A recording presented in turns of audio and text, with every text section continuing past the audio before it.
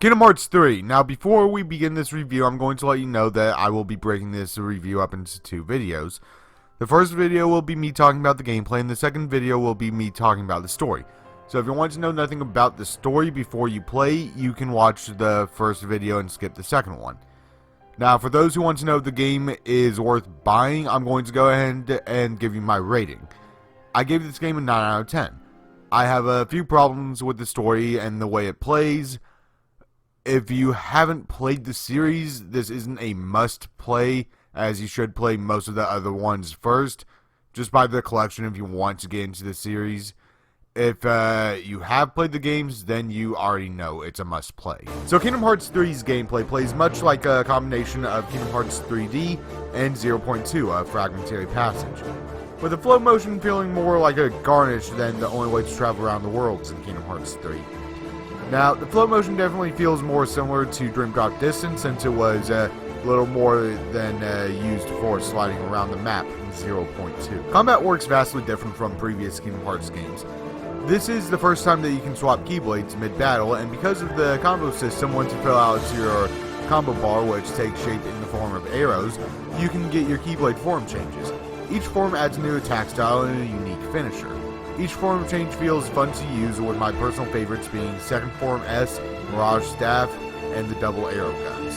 The combat is very fluid and fast-paced. This makes it fun when you use the form changes in the middle of combat and start unleashing the various combos and abilities you have access to. You also have access to the attraction rides that pop up from time to time. With these rides, the battlefield becomes more chaotic as you can blast enemies with the Blasted Blaze, juggle enemies with Pirate Ship, or run over enemies with the Splash Run. These are pretty cool ways to fight, though you only have access to 5 rides throughout the game, and the 6th ride only shows up a handful of times. On top of the attraction rides and form changes, you also have your link commands. Your links are like your summons. Each link gives you 3 abilities and will completely heal you upon summon. You get 1 jump attack, a standard attack, and your finishing attack. Now, personally, out of all the links you obtain in the game, the only one I used was the King Flare, as it was most powerful in my experience and was the easiest to pick up and play. I found the Meow Wow bounce to be weak, with a small hit radius and a very weak finisher. Now, that one is the first one you get, so it is easily forgiven. The Wreck-It Ralph link takes a minute to learn, but because of this I found more reliability than a useful attack. We also have the Plasma Encounter, which also takes a minute to learn, where you have to make triangles with Stitch and create small areas of electrified zones that enemies will take damage in during the finisher.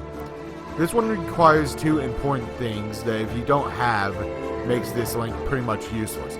First, you need to know how to use Stitch, and that isn't hard.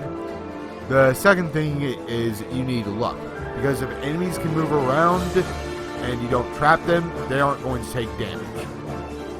So don't use Stitch on bosses. Finally, we have Ariel, who can splash and jump into the air and fall onto an enemy. To be honest, I only used her once because I wanted to see what she could do, and I wasn't impressed. I can't even remember what her finisher was. We also have the return of the Shot Lock command that made its debut in Birth by Sleep. Unlike in Birth by Sleep, though, you are unable to swap out your Shot Lock, as each of them are tied to your Keyblade. I haven't used all of them, but of the ones I have used, they felt very powerful even though you can't spam them, and in order to recharge, you need to use a refocuser, pick up orange orbs that the enemies and breakables drop, or if you're out of battle, just stop by a save point and recharge. Now, I'm not sure if you get a boost if you manage to max out your Shot Lock, but I have noticed that you get a different name for the attack if you do. None of the new combat really feels too overpowered.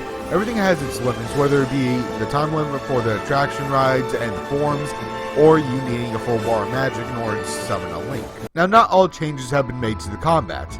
In the worlds you visit, your teammates now have dialogue that they will randomly say near a trigger, or just at random. In certain areas, they will also start walking around the environment. It's a nice touch that just expands the worlds just so slightly. On top of that, we also have the free running added to the game. I love this aspect, as running up walls, jumping from area to area, and dashing into a wall just to super jump up is a lot of fun. And transitioning from one to another usually works really well. The only times I had trouble were when free running led me on a path that went straight up, like climbing the mast aboard the Leviathan. We also have the ability to quickly dash to certain marked items using the air step command. I didn't use this ability very often, but mastering it can make battles and moving around areas quickly a lot more fun. We also have a few mini-games, challenges, and side quests added to the game. Of the mini-games, we can cook with Remy from Ratatouille, which is a few button presses and stick movements. We have the Classic Kingdom inspired by the Game & Watch titles of the 1980s. A few matching games in the 100 Acre Woods, a dancing mini-game in the Kingdom of Corona, Verum Rex, a first-person shooter game in the Storybox worlds, and more. I had fun playing through these mini-games. Now, there are also challenges that put you up against enemies with varying difficulties.